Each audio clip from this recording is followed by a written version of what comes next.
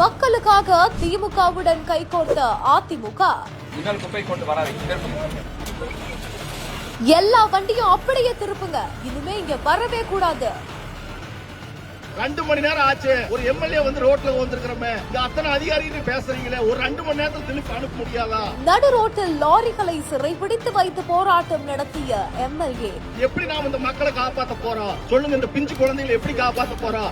இது குப்பையை கொட்டி கொட்டினா இந்த தண்ணி எங்கேயும் போகாதுன்னு யாரு உத்தரவாதம் கொடுக்கறது? இந்த 3 வருஷம் கழிச்சு 4 வருஷம் கழிச்சு எல்லா ஊர்லயும் போர்லயும் கழிவு தண்ணி வந்தா தான் நல்லா இருக்குமா? மக்களுக்காக சாலையில் அமர்ந்து போராட்டம் நடத்தியதால் பரபரப்பு.